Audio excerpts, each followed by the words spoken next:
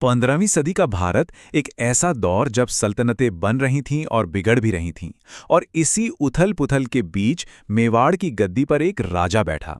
एक ऐसा राजा जिसे विरासत में मिला था एक बिखरता हुआ राज्य और एक ऐसा दरबार जो उसके अपने ही पिता के हत्यारों से भरा था। ये कहानी है महाराणा कुंभा की। जरा सोचिए, कोई अपनी सत्ता कैसे संभालेगा जब उसके सबसे बड़े दुश्मन उसके अपने ही महल में बैठे हों? यही वो एक सवाल है जो राणा कुंभा की पूरी जिंदगी की कहानी कहता है। एक तरफ सल्तनतों से लड़ना था तो दूसरी तरफ घर के अंदर की साजिशों से भी निपटना था। तो चलिए कहानी शुरू करते हैं साल 1433 से।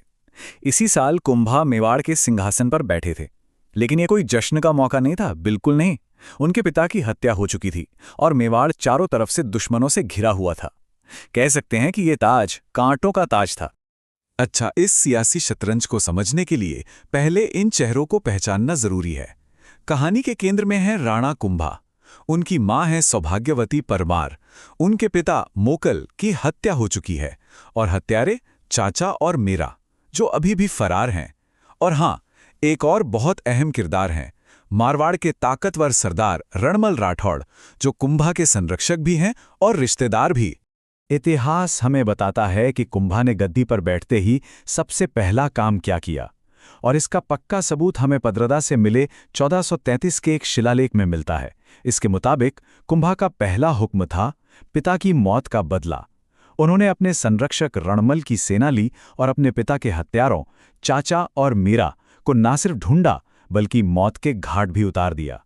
ये एक नए राजा का पहला और बहुत साफ संदेश था। पिता के हत्यारों का तो काम तमाम हो गया, पर मेवाड़ के दरबार में चल रही साजिशें वो अभी खत्म नहीं हुई थीं। अब लड़ाई बाहर नहीं थी बल्कि अंदर थी, सत्ता की लड़ाई, मेवाड़ के भविष्य की लड़ाई। और यहीं से कहानी में एक बहुत दिलचस्प मोड़ आता है।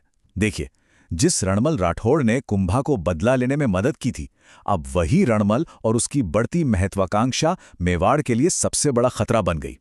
रणमल का असर दरबार पर इतना ज्यादा बढ़ गया कि ऐसा लगने लगा मानो मेवाड़ पर सिसोदिया नहीं बल्कि राठौड़ों का राज चल रहा हो। बात तब और बिगड़ गई जब रणमल ने अपनी ताकत दिखाने के लिए मेवाड़ के एक बड़े सिसोदिया सरदार राघव देव की हत्या करवा दी। ये एक खुली चुनौती थी। इसके जवाब में राजमाता ने मेवाड़ के असली नायक निर्वासित राजकुमार चुंडा को वापस बुलाया, और चुंडा के आते ही पूरा पासा ही पलट गया। 1438 में भरे दरबार में रणमल की हत्या कर दी गई। इसके बाद मेवाड़ और मारवाड़ के बीच सीधी जंग छिड़ गई। चुंडा ने आगे बढ़कर मारवाड़ की राजधानी मंडोर पर भी कब्जा कर लिया। आखिरकार घर का सबसे बड़ा कांटा निकल चुका था। तो अब जब घर के अंदर के मामले सुलझ गए तो कुंभा ने अपना पूरा ध्यान मेवाड़ की सीमाओं पर लगाया। पड़ोस में मालवा और गुजरात की सल्तनतें थीं जो मेवाड़ को हमेशा से एक खतरे के तौर पर देखती थीं और बस सही मौके की तलाश में थीं। कुंभा की कहानी महमूद खिलजी के जिक्र के बिना अधूरी है। मालवा का सुल्तान महमूद खिलजी कुंभा का सबसे बड़ा और सबसे लंबे समय तक का दुश्मन था। इस दुश्मनी की आग में घी तब पड़ा जब खिलजी ने कुंभा के कुछ दुश्मनों को अपने यहां पनाह दे दी। नतीजा 1437 में सारंगपुर का वो मशहूर युद्ध हुआ जिसमें कुंभा ने महमूद खिलजी को बुरी तरह हराया। कुंभा की रणनीति सिर्फ जंग जीतने और अपने राज्य को बचाने तक ही सीमित नहीं थी। नहीं, अब वो किंग मेकर की भूमिका में आ चुके थे। मतलब वो पड़ोसी राज्यों की राजनीति में दखल देकर ये तय कर रहे थे कि गद्दी पर कौन बैठेगा। और इसका सबसे बड़ा उदाहरण हमें नागौर में देखने को मिलता है। हुआ ये कि नागौर की गद्दी के लिए लड़ाई चल रही थी। कुंभा ने शम्स खान का साथ दिया, पर एक शर्त पर, कि शासक बनने के बाद वो मेवाड़ की सत्ता को मानेगा। शम्स खान ने वादा तो कर दिया, पर गद्दी मिलते ही वो पलट गया और मदद के लिए सीधा पहुंच गया गुजरात के सुल्तान के पास। ये कुंभा को सीधी चुनौती थी। तो कुंभा ने नागौर पर हमला किया और गुजरात नागौर की मिलीजुली फौज को मैदान में हरा दिया। यहां एक बात तो साफ हो जाती है, कुंभा सिर्फ एक महान योद्धा ही नहीं थे, वो एक बहुत दूर की सोचने वाले शासक भी थे। उन्हें अच्छी तरह पता था कि कब तलवार उठानी है और कब कलम यानी कि संधि करनी है। उनके दौर में हुई संधियों ने इस पूरे इलाके का नक्शा ही बदल कर रख दिया। अब इन दो संधियों को देखिए, इनसे कुंभा की कूटनीति का अंदाजा लगता है। एक तरफ 1453 में उन्होंने मारवाड़ के साथ आवल बावल की संधि की, जिससे सालों पुरानी दुश्मनी खत्म हुई और पश्चिमी सीमा महफूज हो गई।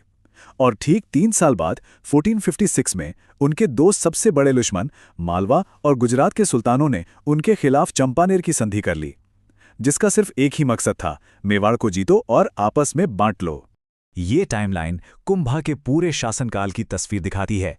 सारंगपुर की जीत से लेकर रणमल के खात्मे तक, मारवाड़ से शांति से लेकर मालवा गुजरात के खतरनाक गठबंधन तक, हर एक घटना उन्हें उनकी जिंदगी की सबसे बड़ी और सबसे निर्णायक लड़ाई की तरफ ले जा रही थी, बदनौर का युद्ध।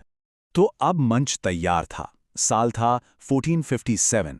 एक तरफ थे अकेले राणा कुंभा और उनकी मेवाड़ की सेना, और दूसरी तरफ चंपानेर संधि के तहत बनी मालवा और गुजरात की वो विशाल, बहुत बड़ी संयुक्त सेना जिसका सिर्फ एक ही इरादा था, मेवाड़ को नक्शे से मिटा देना। ये कुंभा के शासन की सबसे बड़ी परीक्षा थी।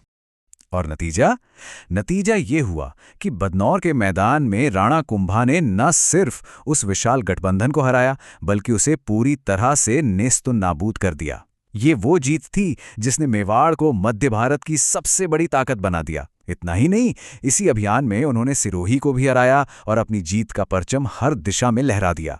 तो आखिर राणा कुंभा की विरासत क्या है? क्या वो सिर्फ जीती हुई लड़ाइयां हैं या बनाए हुए शानदार किले? नहीं, उनकी असली विरासत एक बिखरे हुए, असुरक्षित से राज्य को एक अजेय, एक मजबूत साम्राज्य में बदलने की कहानी है। कुंभा की शख्सियत को समझना हो तो इन पहलुओं को देखना होगा। वो एक ऐसे योद्धा थे जो कोई बड़ी जंग नहीं हारे।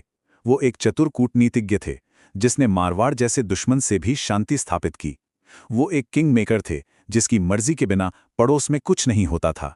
और सबसे बढ़कर वो एक उत्तरजीवी थे जिन्होंने हर साजिश और हर चुनौती को अपनी ताकत में बदल दिया। और आखिर में ये एक सवाल है जो सोचने पर मजबूर करता है। राणा कुंभा के पूरे शासनकाल को देखकर क्या लगता है?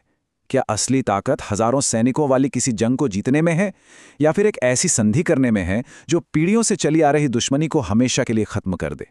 इसका जवाब शायद इतिहास के पन्नों में ही कहीं छिपा है।